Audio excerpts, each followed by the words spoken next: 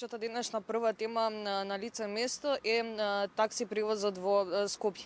Ќе напоменеме со кои се предизвици се соочуваат, зошто има се повеќе диви таксисти во градот, зошто има се помалку заинтересирани кои што сакаат да ја работат оваа професија, но исто така ќе напоменеме нешто повеќе за тоа дали се зголемува цената на такси превозот во Скопје. Да му посакаме добро утро на мојот денешен гостин Сашо Речановски, председател на групација на автопревозници на град Скопје. Добро дојдовте во нашата емисија. Благодарам, добро утро на сите гледачи. Ние пред месец дена имавме состанок со градоначалникот Орце Ѓорѓиевски. Не убеди дека и он е на иста линија со нас за расчистување на нелојалната конкуренција, за отстранување на дивите таксисти. Беше присутен и началникот на СВР Сашо Топаловски. Разговаравме за некои нејасноти околу Safe City, расчистивме све. Кажа дека ќе даде максимална поддршка со асистенција од полиција за сообраќајните инспектори да ги отстрануваат дивите таксисти. Така да ние ветивме и веднаш после состанокот, после 3-4 дена, доставивме решение, предлог решение за сите проблеми во такси превозот. Значи, накратко ќе кажам, тоа се 6-7 точки. Прво и основно, градот треба да заштити бојата на таксистите, значи комбинацијата на бои, за да нема диви таксисти да се бојат бело-жолто, за да ги лажат граѓаните да седнуваат кај нив. Тоа е прва работа. Втора работа, со жолтите таблички да се реши, имаше некои недостатоци во законот, да се реши да нема двојно наплаќање на исти давачки. Еднаш добиваат лиценца со бели таблички, па после тоа одма со жолти таблички. И трета, најважна работа е градоначалникот да поднесе барање до Транспорт и врски за промена на законот за сообраќај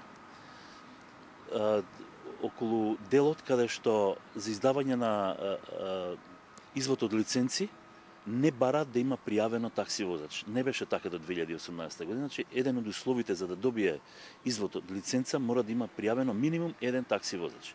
2018 година се направи голема грешка, го тргнаа законот, нели, под притисок на 2-3 такси компании и градоначалникот Петр Шилегов, го тргнаа законот да удоволат на 2-3 такси компании, направила голема штета, бидејќи само по придонеси што не се плаќаат, државата губи негде 5-6 милиона евра годишно. Автоматски се зголемува нелојалната конкуренција, таксисти не сакаат да излагаат, зашто гледаат дека има непријавени и они, тие што беа пријавени, се одјавуваат.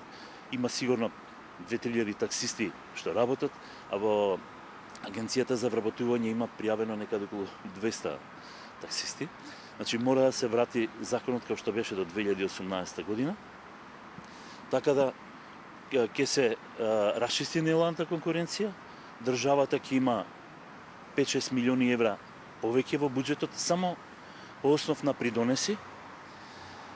Друга работа која истакнавме околу за инспекторите да добијат поголема поддршка од градоначалникот и да се бара од нив резултати.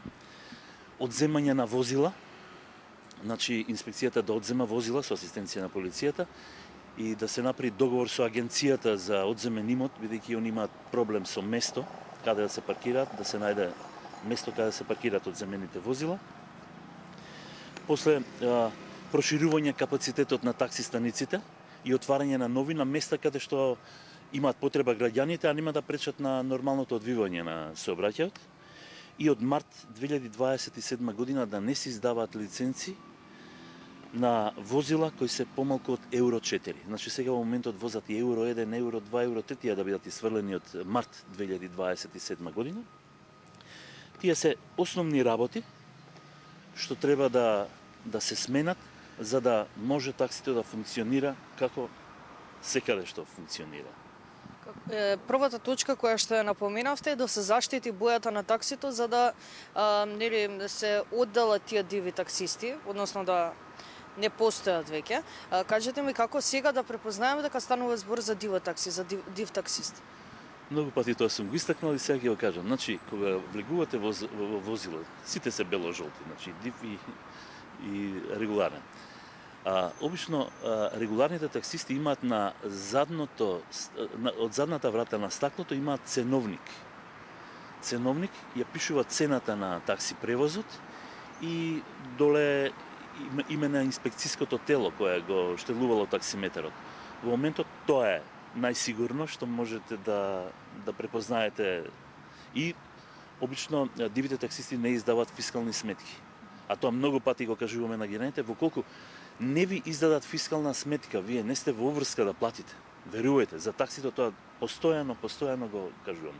А и се повеќе има таксисти кои немаат фискални таксиметри, не издаваат сметки, и тие што имаат некои не издаваат сметки, така да самите граѓани мора да ни помогнат во сето тоа. Што разбира дека и граѓаните имаат удел во вакви работи. Пред самиот крај сакам да прашам и дали ќе поскапе цената на такси превозот со оглед на тоа дека имаме повисоки цени на горивото.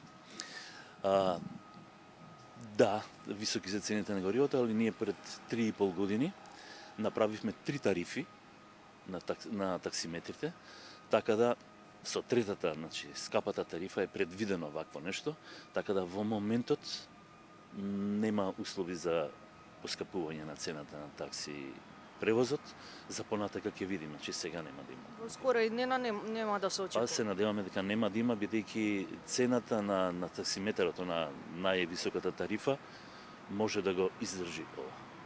Ви благодарам многу за одвоеното време утрина. И јас ви благодарам. Говоревме на тема предизвиците со кои се соочуваат такси превозниците во град Скопје. Се надевам дека сите информации беа добредојдени за нашите гледачи.